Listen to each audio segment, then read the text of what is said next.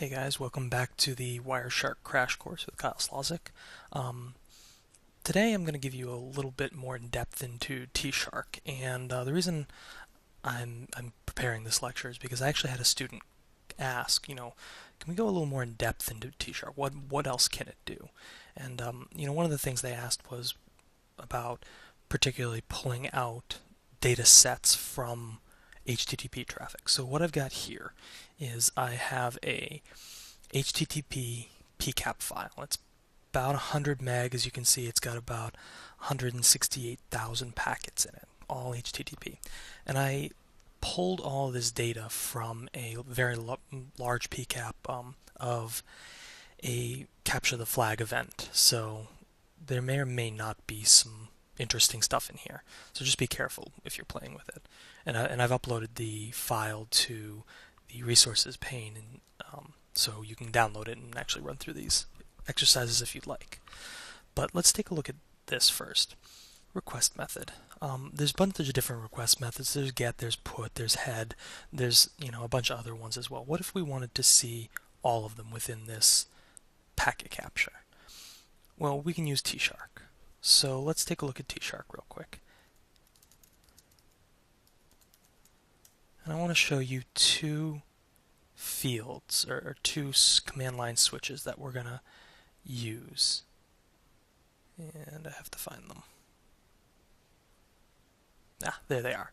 So the capital T says format the text output. And we're going to use the fields. And what that's saying is that we want to just see the field that we specify. And then the -e function says, what field do we want to particularly look at.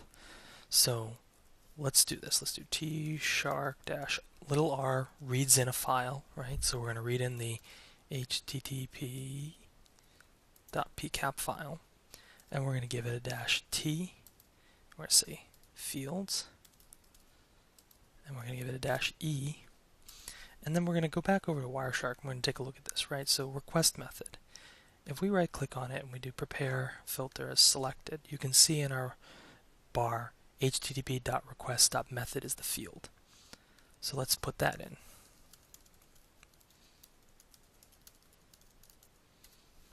And if we hit enter, you can see that it's coming through and getting a lot of, just basically showing us just the HTTP request method for every packet in this PCAP file. So that's interesting. We could output that and do a little statistical analysis if you wanted to. But we can actually do that in Linux. Now I'm going to show you some commands that work just for Linux and will work in Mac as well. But and I'm sure Windows has the PowerShell options to do this, but we're just going to look at the Linux version right now. So what we're going to do is we're going to actually pipe this to a sort, and that's going to sort all of the request methods alphabetically, and then we're going to pipe it to a unique, which says just show me the unique data sets, and we'll do -c. It says count them. So we want to count how many of each request method shows up. And this is going to take a while, so I'll edit out the filler. Alright, so as you can see, it went through and counted. There were 4,604 head requests, 588 post requests. So pretty cool. Lots of interesting ways of going about doing it and getting that information. Another cool use feature right here is if you wanted to switch back to Wireshark, you have this request URI, which is basically, well, in this case it's a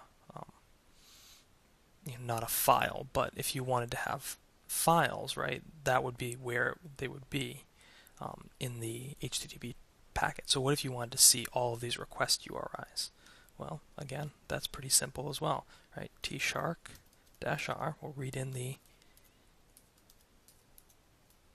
HTTP packet. We'll do -T fields, and we'll do -e we'll come back and we'll say right click here, prepare a filter as selected, and that's http request.uri. So http.uri.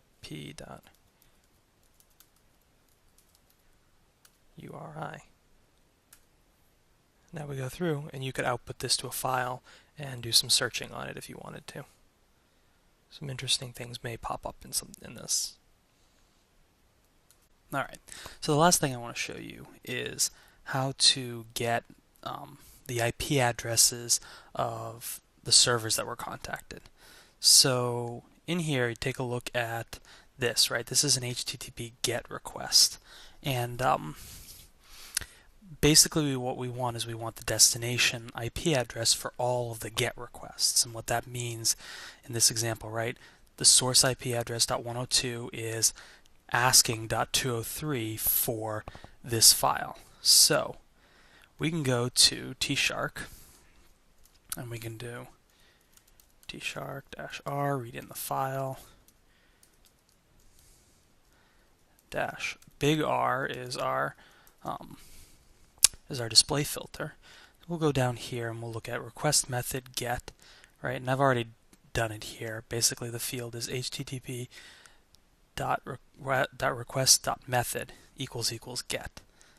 So I'll copy that and I'll paste it and put it into another quote here, and then we'll do the same thing. We'll do dash T fields dash E, and now we want to go and find here in our IP destination, right? And so just to find out what that field number is, it's ip.dst. So we'll copy that and we'll paste it and we'll run here. And now this is the IP address of all of the servers that were contacted, that were issued GET requests. So I could run that, and just like in our previous example, I can run sort unique-c. And again, this may take a little bit. Alright, and there we go. So we now have all the unique IP addresses and how many times they were contacted. So that's kind of an advanced overview of tshark and how you can use it for field extraction within a PCAP file. I hope you enjoyed it. I hope you learned something. If you have other questions, please leave them up in the discussion board or direct message me. And if I think it's worth a video, I'll be sure to make one for you guys as soon as possible. So thanks again.